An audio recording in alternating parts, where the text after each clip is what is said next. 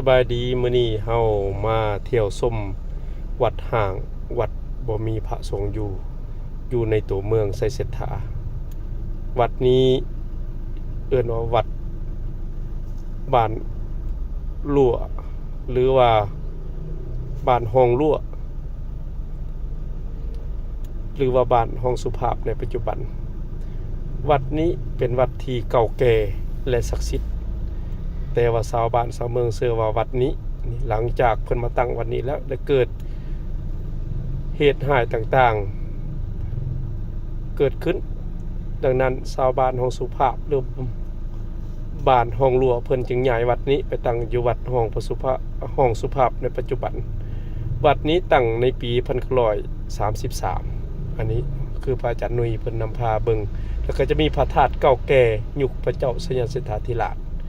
นั้นเนาะเราจะเห็นนำกันเราจะเข้าไปเบิ่งว่าวัดอันนี้เพิ่นสร้างมาบริเวณประมาณแต่ก่อนเพิ่นว่า3เฮกตาร์เดี๋ยวนี้ก็เพิ่นมอบไปโรงเรียนแดแล้วก็จะมีพุทธรูปเก่าๆอยู่นี้เนาะอาจารย์หนุ่ย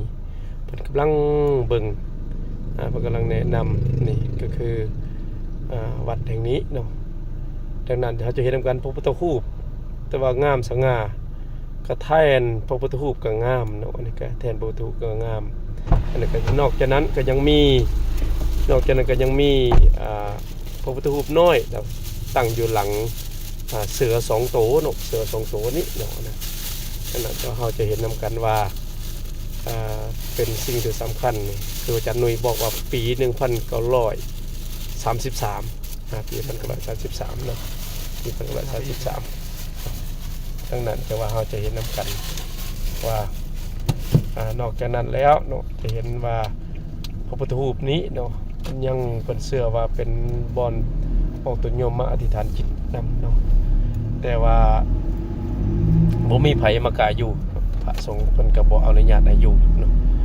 จะเห็นนำกันพระพุทธรูปก็ถือว่างามปั้นโดยหินปูนพระพุทธรูปองค์นี้เนาะเอาจะเลาะเบิ่งภาพบรรยากาศถือว่าเป็นวัดที่ห้างแล้วก็บ่มีพระสงฆ์อยู่นี่เนาะปะปล่อยให้ห่างแล้วก็เพิ่นก็ยังคงไว้อยู่ใส่กุญแจไว้เนาะให้คนได้กราบไหว้สักการะบูชาบางมื้อบางโอกาสแต่เพิ่นก็บ่ได้ญาตินี่ก็คือเห็นเสือ2ตัวที่พระพุทธรูปนั่งเนาะพระพุทธรูปนั่งพระพุทธรูปก็ถือว่าเก่าแก่เป็นพระพุทธรูปปั้นโดยหินปูนเนาะนี่เราจะเบิ่งนำกันเบิ่งตะข้างนี้มาเบิ่งตะข้างนี้